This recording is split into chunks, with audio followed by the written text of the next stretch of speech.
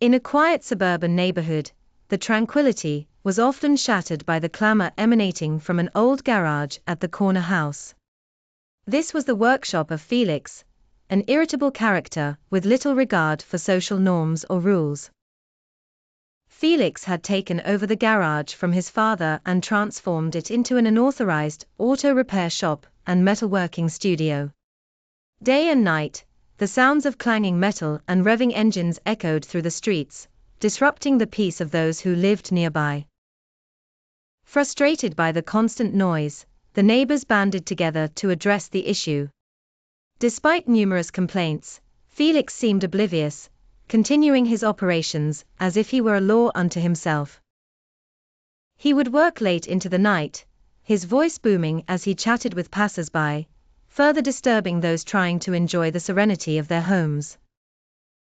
It was not just the noise that troubled the neighborhood, it was also the nature of Felix's business. His activities were clearly illegal, lacking any formal permissions or safety measures, putting both himself and others at risk. The neighbors finally reached a breaking point and decided that calling the police was the only solution left. When the officers arrived, they briefly halted Felix's operations. He watched with a defiant smirk as they issued a warning, perhaps believing that the intervention was routine and inconsequential. In a show of defiance or sheer oblivion, Felix resumed his activities the very next day.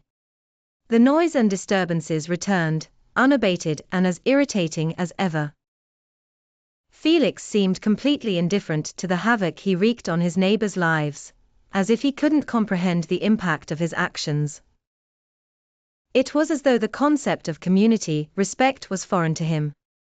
The neighbors, determined not to let their neighborhood be disrupted any longer, started exploring additional legal avenues. Despite the challenges, their resolve remained unbroken, united in the belief that patience and perseverance would eventually restore the calm they cherished.